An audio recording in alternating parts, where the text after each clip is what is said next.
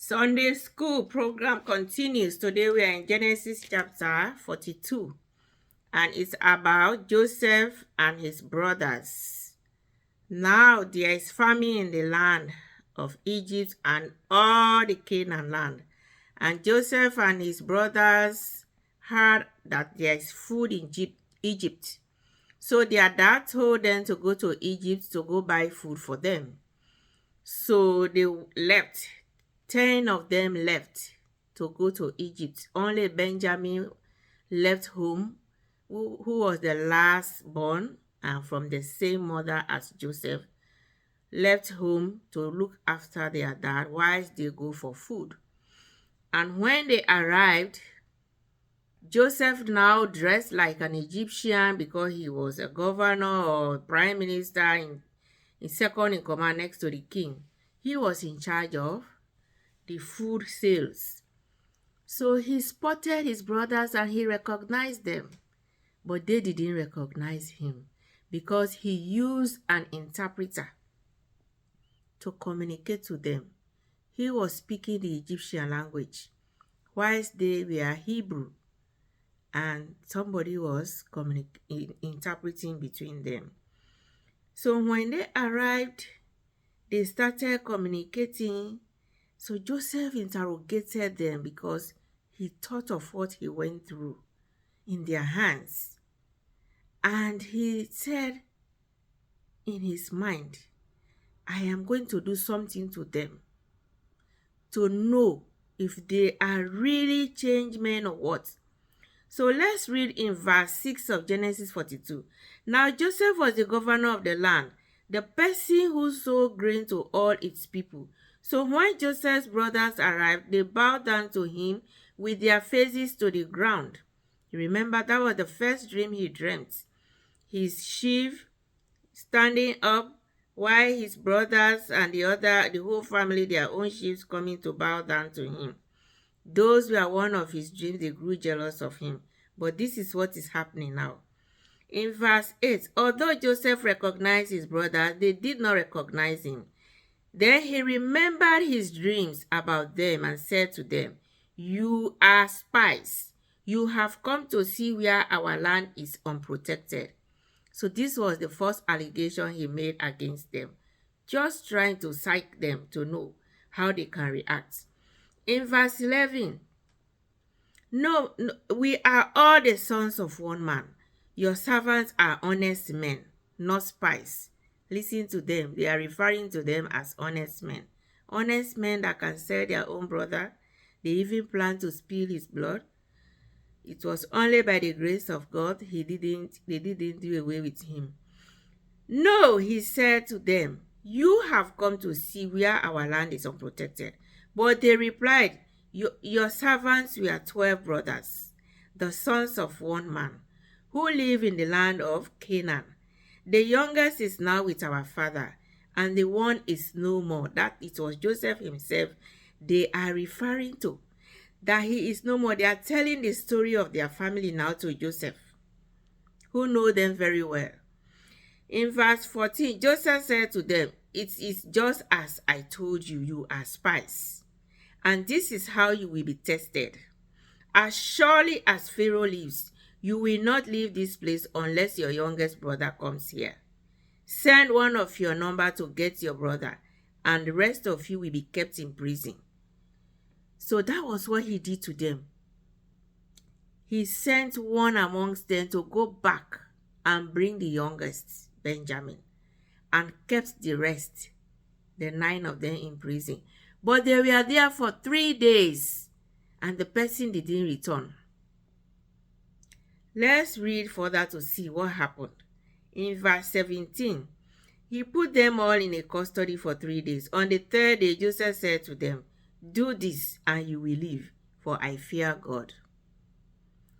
In verse 19, you are honest men. Let one of your brothers stay here in prison. If you are honest men, let one of your brothers stay here in prison, while the rest of you go and take grain back for your starving household. So you see, he was reasonable enough.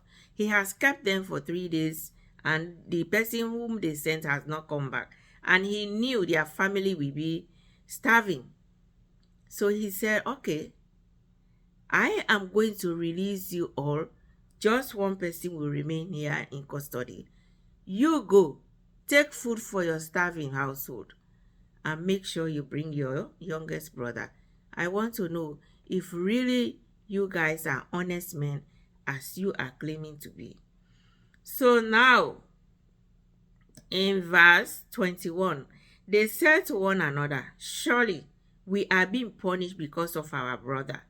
We saw how distressed he was when he pleaded with us for his life, but we would not listen. That's why this distress has come on us. So you see, they said what goes around comes around. And sin, the price you pay for committing that one grave sin, you might not pay it at that moment you commit the sin, but you will never go free. It is coming to them now.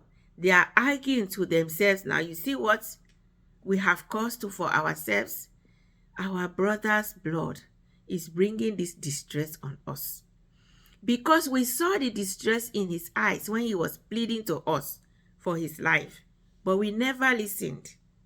We went ahead and sold him into slavery. Now this is because of him we are suffering. They were saying this all in front of Joseph in their Hebrew language. But Joseph can hear them all. But he pretended he was an Egyptian. He pretended not to hear them. So in verse 22, Reuben replied, didn't I tell you not to sin against the boy? But you wouldn't listen. Now we must give an account for his blood. That was Reuben, the eldest brother, who first of all took him from them, hid him in the well, and said, when they forget, he will come take him back to their dad. And they went behind Reuben, took him away, and sold him into slavery. When Reuben came and couldn't find him, they couldn't even tell him what they did to him. He thought they'd do away with him. All they could say is, look at his robe. We can kill one animal and soak the robe and go take it to our dad. That a wild animal did away with him. That was the response, and that was what they did. So in verse 23, they did not realize that Joseph could understand them since he was using an interpreter. He turned away from them and began to weep. You see? But then came back and spoke to them again. He had Simeon taken from them and bound before their eyes. So you see, he's just, playing psychological tricks on them. Let him see if they really have changed, as they say they are honest men. Because what they did to him, they didn't prove that they were honest or they have sympathy or love. So he took Simeon from them and ordered him to be bound in front of them all, to be kept in custody, so the 9 of them can take food for their family. So in verse 25, Joseph gave orders to fill their bags with grain and put each man's silver back in his sack, and to give them provisions for their journey. After this was done for them, they loaded their grain on their donkeys and left. So you see, he was reasonable. Even when he held Simeon back, he still gave them food on the way. But he secretly told his workers to put their monies back into their sacks, fill their sacks with grain, put their monies back to it.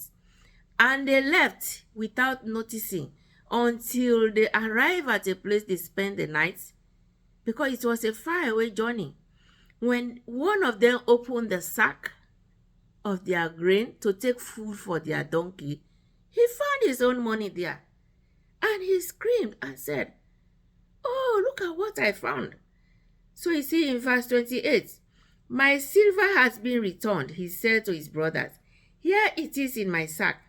Their hearts sank, and they turned to each other trembling and said, what is this that God has done to us? Asking, your own hands did it to you. You are just getting what you did. In verse 29, when they came to their father Jacob in the land of Canaan, they told him all that had happened to them, and they explained their ordeal. the whole story to their father, Jacob. But we said to him, we are honest men, we are not spies. So after they explained all this, they kept on telling the man that sold the grain to them that they were honest men, they are not spies. But they were 12 brothers. One is no more, and the youngest is their father. They went on and on to tell their father the whole story and all what they ended to see. In verse 36, their father Jacob said to them, you have deprived me of my children. Joseph is no more, and Simeon is no more. And now you want to take Benjamin. Everything is against me. So you see, that was what the man said. Joseph first has gone, and now you left Simeon in that land. Who knows? By the time you get there, he might not be alive again. And then you want to take Benjamin again. What proof do you have to tell me that he too will be alive by the time you got there? What if when you are going on the way, something happened to him? But Reuben, the eldest brother, always stand for them all. He said to his father, you may put both of my sons to death if I do not bring him back to you. Entrust him to my care, and I will bring him back. But Jacob said, my son will not go down there with you. His brother is dead, and he is the only one left. If harm comes to him on the journey you are taking, you will bring my gray head down to the grave in sorrow.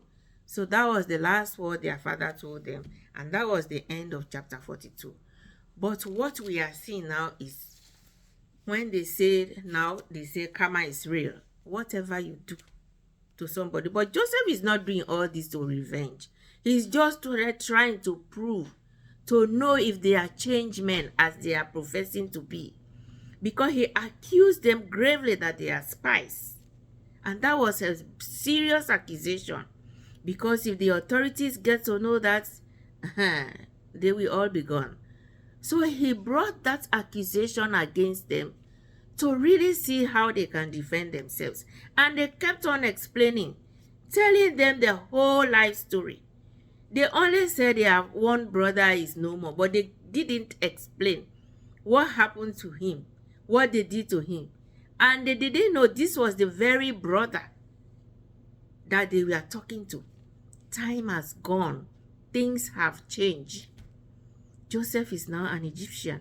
He speaks the Egyptian language fluently. He uses an interpreter to interpret between him and them. So they couldn't even know he was a Hebrew boy. Only him and his God and the one, the king that rescued him knew. So all this is happening between him, the workers with him, and God. He knew the truth. At one point, he would turn away and cry because he was thinking how their old father will be now. How would he be going through depression and the rest? Because he was his favorite son. Because he loved their mother so much. It was that same love he passed on to Joseph, being the first son of that wife in their old age. And the wife passed away, giving birth to Benjamin, the last born. And that was the boy that was left with him. So he said he will not let go of Benjamin because he wouldn't want to lose them both. And even Simeon they have left in custody. He wasn't sure he would be alive. So those were his fears and his dissatisfaction he expressed to them. So let's see what will happen to them in the next chapters. Thank you.